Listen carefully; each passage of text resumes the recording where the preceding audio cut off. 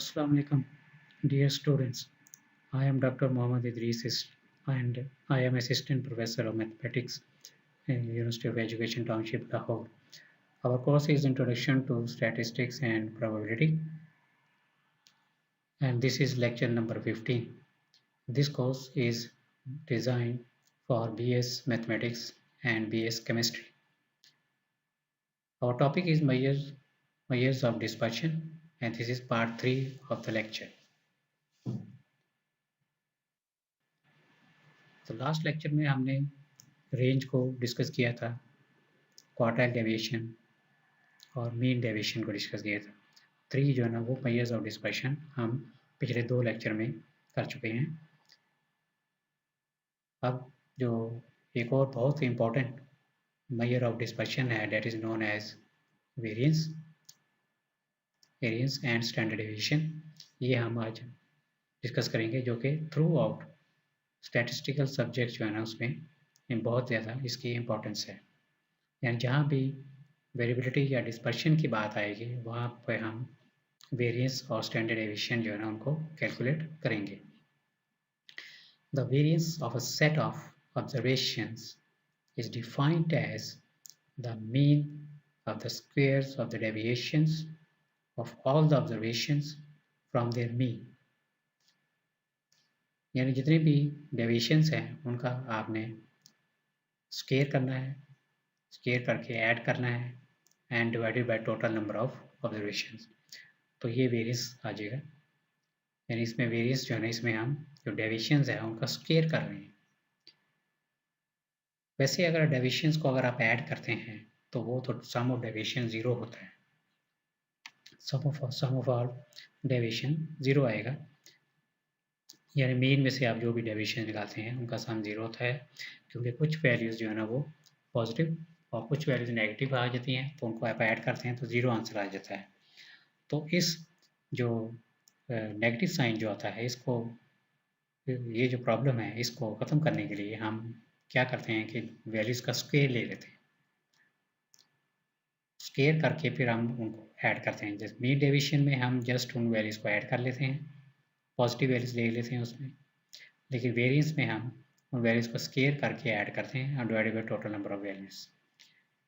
When it is calculated from the entire population, the variance is called the population variance and additionally denoted by sigma square.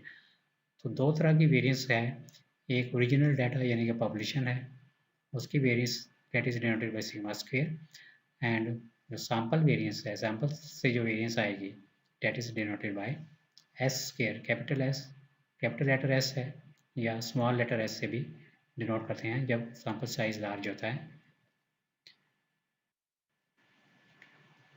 तो ये variance का formula जो by definition है population data और sample data के लिए given है, sigma square equal to summation x i minus mu whole square over n, and s square equal to sigma x i minus x mean whole square over n for sample data. तो इसमें आप देखिए जो deviations हैं उनका हमने square किया है। डेविएशन किससे निकाली है? मीन से, यानी हर वैल्यू को मीन में से माइनस किया है और उनका स्क्वायर कर लिया। The variance is denoted bye variance of x भी इसको लिख सकते हैं।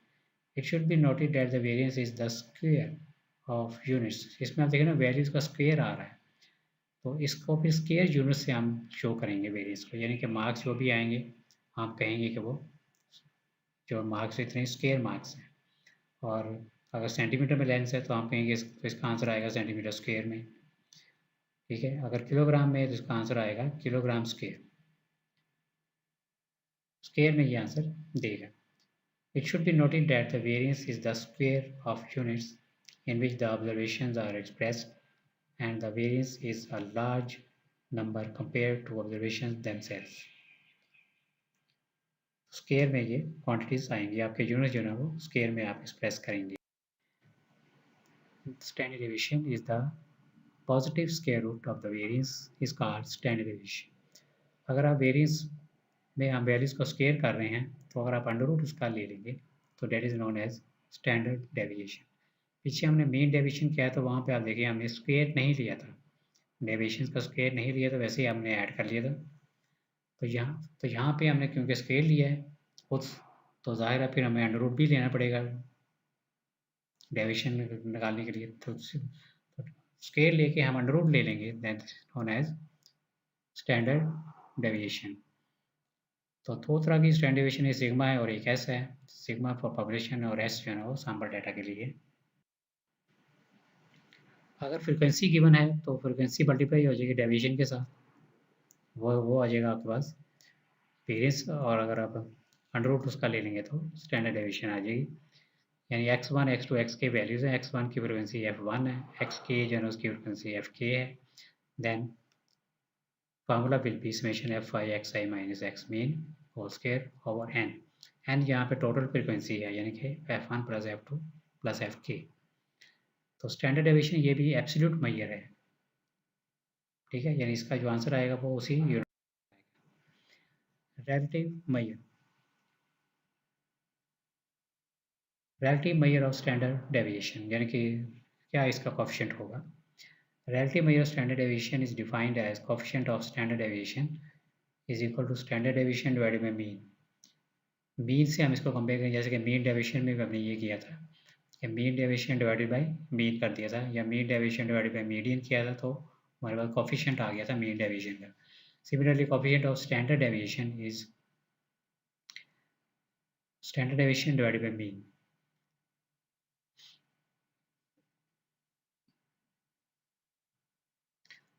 तो वेरिएंस ऑफ स्टैंडर्ड डेविएशन के फार्मूलेज, ये दो फार्मूलेज और भी हैं जो कि ज़्यादा सिंपल है अप्लाई करना इनको। यानी कि जो पिछले फार्मूला है अगर आप उसको एक्सपेंड करें, आप जो उसमें होल स्केयर आ रहा था, डेविएशन का स्केयर आ रहा है, अगर आप उसको एक्सपेंड करें तो सिंप्लीफाई होकर हमारे पास ये फार्मूला बन जाएगा। You can prove it, the student you can prove it easily. Sigma square equal to summation x i square over n minus summation x i over n whole square. Summation x i over n जो term आ रही है square में, जो ये mean है, ठीक है, इसको मीन स्केयर भी आप लिख सकते हैं। तो इस तरह से सैम्पल वेरिएंस के लिए भी ये फार्मूला गिवन है, तो ये फार्मूला ज़्यादा इजी है। इसी तरह स्टैंडर्ड डेविएशन में भी ये आ जाएगा summation f x square over n summation f x square over n whole square, और अंडर रूट ले लेंगे तो स्टैंडर्ड डेविएशन आ जाएगा। एग्जांपल करते हैं, ये population has of n equal to 10 has the observation 7, 8, 10, 13 and so on 28. Find its variance and standard deviation। तो पिछला फार्मूला अगर हमने अप्लाई करना है तो उसमें हमें पहले मीन कैलकुलेट करना पड़ेगा, यानी कि sum of all values divided by 10, तो वो आ जाएगा 17।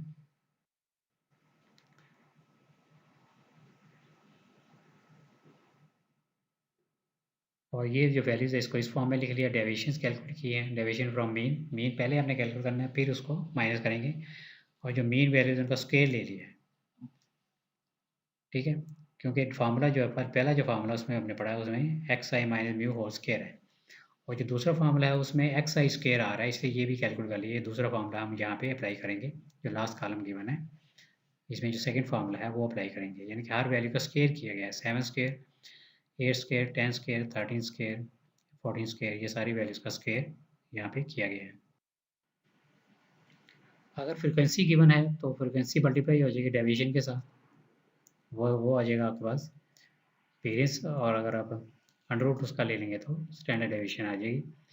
यानी x1 x2 x के वैल्यूज़ हैं, x1 की फ्रिक्वेंसी f1 है, x के जो है उसकी फ्रिक्वेंसी fk है। Then formula will be summation f I x I minus x mean whole square over n। n यहाँ पे टोटल फ्रिक्वेंसी है, यानी कि f1 plus f2 plus fk। तो स्टैंडर्ड डेविएशन ये भी एब्सोल्यूट मेजर है, ठीक है, यानी इसका जो आंसर आएगा वो उसी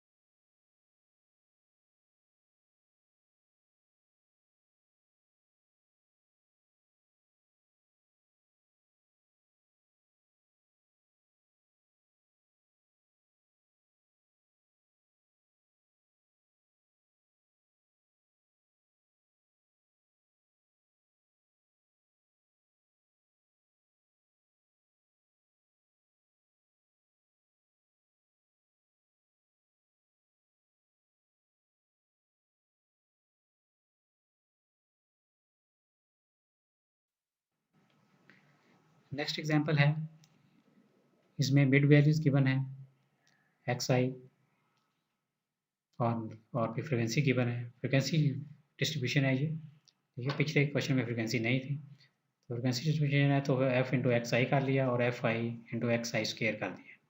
इसमें भी हम मीन नहीं कैलकुलेट करेंगे और दूसरा वाला फॉर्मूला अप्लाई करेंगे, ठीक है। F I multiply by x square किया है, एक्स आई की वैल्यूज़ का स्क्र किया है और फिर एफ आई एक्स स्क्र किया है और उनको ऐड करके ये आंसर आ गया टोटल। तो इधर फार्मूला आप अप्लाई करते हैं, s square equal to summation x square over n minus summation x over n. तो ये वैल्यूज इसमें लगा दी हैं, summation f into x square की वैल्यू है, समेशन एफ एक्स की वैल्यू, टोटल वैल्यू 60 है, टोटल फ्रिक्वेंसी जो है। So answer will be 1216 gram square and standard deviation हमारे पास आ गई है 34.87। तो यानी कि जो डाटा की जो वेरिएशन है, मीन से जो वेरिएशन है वो 34.8 ग्राम्स तक है ज़्यादा, यानी जो डाटा जो है वो मीन से 34.87 पॉइंट्स दूर तक फैला हुआ है, यानी इसकी स्कैटर जो है ना वो 34 तक है मीन से। जो भी मीन वैल्यू है उससे डाटा 34 यूनिट्स आगे है या 34 यूनिट्स से पीछे है, यहाँ पे मोस्टली डाटा जो है ना लाई कर रहा है। तो ये वेरिएंस ऑफ डाटा शो कर रहा है हमें कि डेविएशन ऑफ डाटा जो है ना यहाँ तक मौजूद है। Next is coefficient of variation. पहले हमने कोफिशिएंट ऑफ स्टैंडर्ड डेविएशन किया था, this is coefficient of variation. ये वेरिएबिलिटी को मेजर करेगा। द वेरिएबिलिटी ऑफ टू और more than two sets of data can not be compared unless we have a relative measure of dispersion. तो ये coefficient of variation हम calculate इस तरह करते हैं।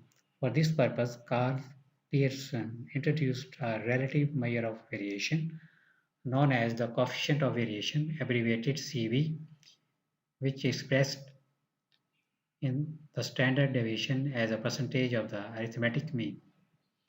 यानी कि कोफिशिएंट ऑफ वेरिएशन में हम ये करते हैं, standard deviation divided by mean multiply by 100 कर देंगे। यानी पहले हमने जो कोफिशिएंट ऑफ स्टैंडर्ड डेविएशन किया है उसमें भी हम डिवाइड करते थे तो वो एक रेशियो आपके पास आ जाती।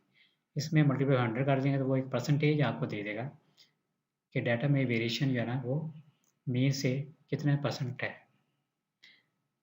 तो सैंपल के लिए भी फार्मूला है और एक पॉपुलेशन के लिए फार्मूला है। पॉपुलेशन के लिए म्यू है और जो सैंपल है उसके लिए मीन है।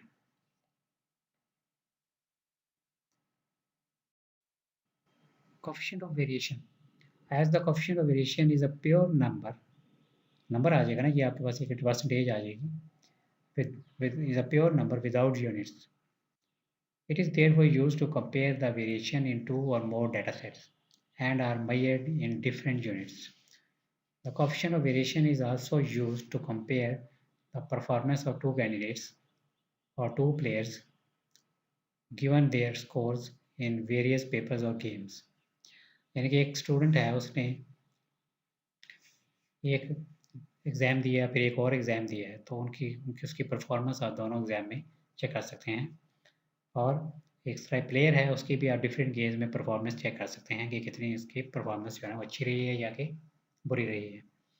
The smaller the coefficient of variation the more the consistent is the performance. यानी जितनी वो कोफिशिएंट ऑफ वेरिएशन स्मॉल होगा उतने ही वो प्लेयर कंसिस्टेंट होगा या स्टूडेंट के मार्क्स कंसिस्टेंट होंगे, ठीक है, स्टूडेंट्स की परफॉर्मेंस जो है ना वो बेटर होगी।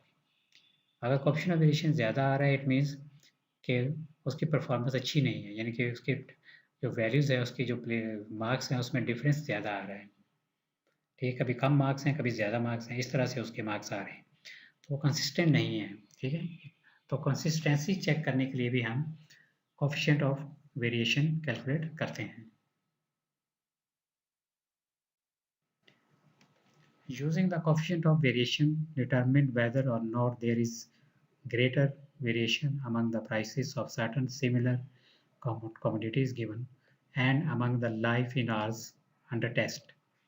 यानी प्राइसेस हैं इसमें गिवन है इन रुपीज़ 8, 13, 18, 23 और 33। इसमें हम वेरिएशन देखेंगे कि प्राइसेस की वेरिएशन क्या है, कम वेरिएशन आ रही है या ज़्यादा वेरिएशन आ रही है। और लाइफ इन आवर्स यानी कि उनकी जो है ना लाइफ जो है ना क्या है, जो भी कमोडिटीज़ हैं एक की 130 है, 150 आवर्स लाइफ है उनकी 180। तो इन दोनों क्वांटिटीज़ को हम कंपेयर करते हैं bye calculating the coefficient of variation. दोनों सेट्स ऑफ डाटा का हम कोफिशिएंट ऑफ वेरिएशन कैलकुलेट करते हैं।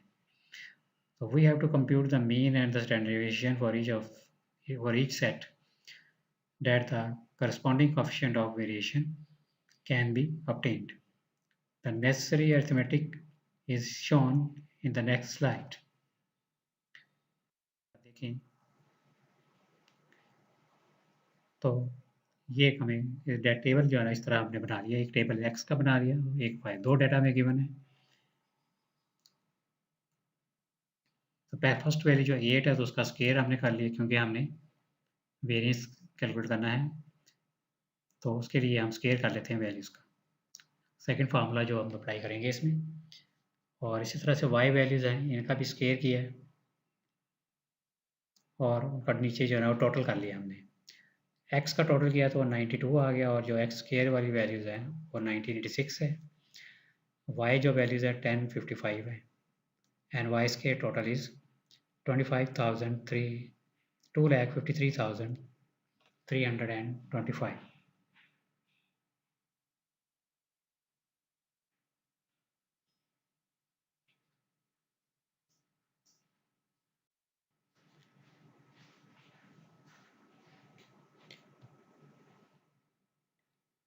हाँ जी, ये देखिए यहाँ price of commodities x main इसका ये हमने निकाला है और स्टैंडर्ड डेविएशन इसकी ये फॉर्मूला है summation x square over n minus summation x over N.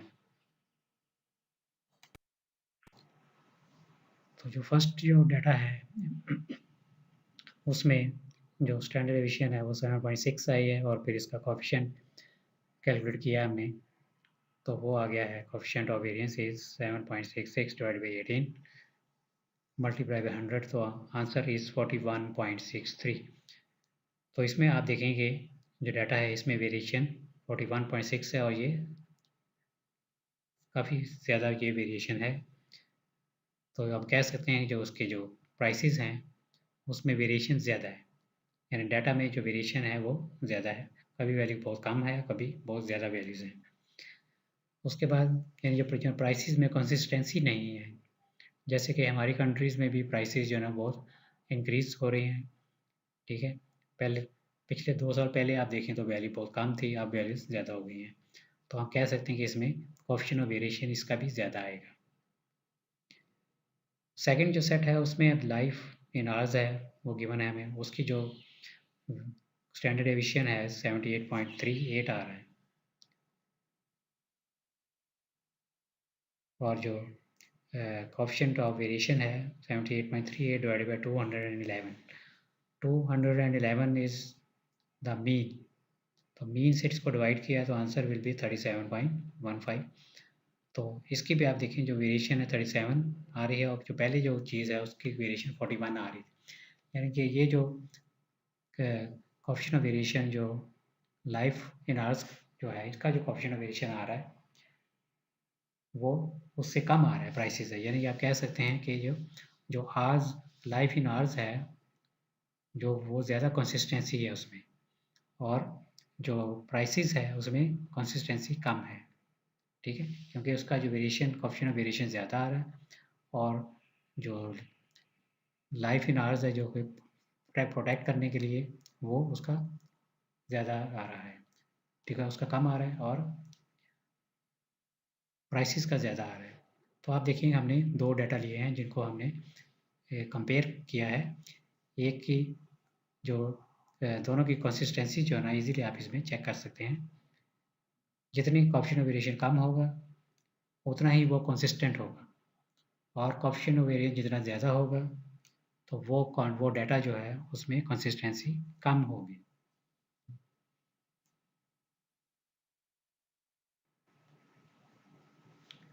We see that the coefficient of variation for the prices of commodities X is larger than for the life in hours, यानी वही बात कि इसके जो prices में ज़्यादा है और उसमें कम है, इट मीन्स के जो लाइफ इन आवर्स है उसमें कंसिस्टेंसी ज़्यादा है। तो ये स्टूडेंट्स आज के लेक्चर थे, ये 3 लेक्चर की ये सीरीज़ थी part 1, part 2, part 3 images of dispersion. Okay, अल्लाह हाफिज़।